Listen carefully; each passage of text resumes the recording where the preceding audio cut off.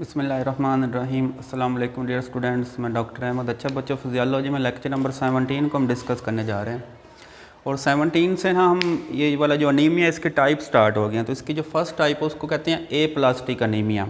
तो अब ये वाला जो ए प्लास्टिक अनीमिया क्या होता है, इसमें क्या होता है RBC, WBC and platelets count कम हो जाता है due to bone marrow abnormality. क्योंकि ये सारे सेल बनते हैं बोन मैरो में। अगर बोन मैरो में कोई एबनॉर्मेलिटी आ जाए, और ये एबनॉर्मेलिटी कंजेंटल भी हो सकती है। कंजेंटल मतलब पैदाइशी, कि पैदाइशी बच्चा पैदा हुआ उसके अंदर जो बोन मैरो था वो ठीक नहीं बना, तो उसके रिज़ल्ट में जो अनीमिया होगा उसको हम क्या कहेंगे, ए प्लास्टिक अनीमिया। क्योंकि बोन मैरो में जब एबनॉर्मेलिटी आती है उस कंडीशन को हम एप्लेजिया कहते हैं। तो एप्लेजिया से ये अनीमिया की टाइप बन गई ए प्लास्टिक अनीमिया।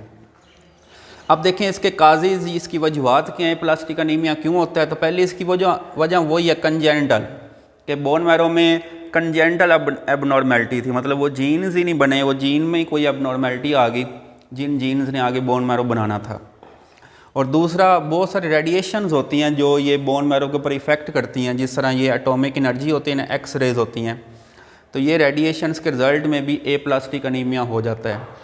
और फिर बहुत सारे केमिकल्स हैं जो ए प्लास्टिक अनीमिया का बायस बनते हैं, जिस तरह बेंजीन होती है, और इससे मिलते जुलते जितने भी कंपाउंड्स हैं ये भी ए प्लास्टिक अनीमिया पैदा करवाते हैं। और फिर बहुत सारी मेडिसिन्स हैं, जिस तरह सल्फोनामाइड्स होती हैं एंड फिनाइलब्यूटाजोन होते हैं, तो ये मेडिसिन्स भी ए प्लास्टिक अनीमिया का बायस बनती हैं। और फिर इसके अलावा कुछ और फैक्टर्स भी हैं जिनको मिसलिनियस कहते हैं, जिसमें प्रेगनेंसी आ जाती है, ट्यूबरक्लोसिस, कि अगर किसी फ़ीमेल को प्रेगनेंसी है या उसको कोई टीबी है, किसी मेल या फीमेल को, टीबी के रिज़ल्ट में भी ये ए प्लास्टिक अनीमिया हो सकता है।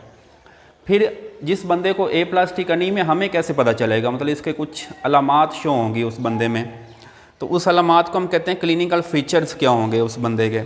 तो उस बंदे के ऊपर आपको क्या नज़र आएंगे, हेमरेजिक स्पॉट्स ऑन स्किन, के स्किन के ऊपर छोटे छोटे ब्लड के स्पॉट्स नज़र आएंगे, डॉट से नज़र आएंगे।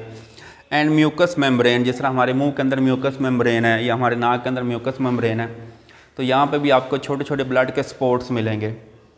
और फिर आपको क्या फील होगा, ब्लीडिंग फ्रॉम गम्स, हमारे ये वाले जो गम्स हैं, ठीक है, यहाँ से ब्लीडिंग स्टार्ट हो जाएगी। एंड नोज़, हमारे नोज़ से जो ब्लीडिंग है वो स्टार्ट होगी।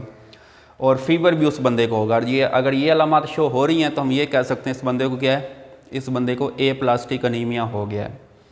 अगर ए प्लास्टिक अनीमिया हो गया, फिर इसकी ट्रीटमेंट क्या है, इसको आप कैसे इलाज कर सकते हैं इसका। तो इसका इलाज किया जाता है बाय बोन मैरो ट्रांसप्लांट। क्योंकि इसमें बोन मैरो ही काम नहीं कर रहा है, वही डिफेक्टिव है, तो बोन मैरो ट्रांसप्लांट करवाया जाएगा। ठीक हो गया।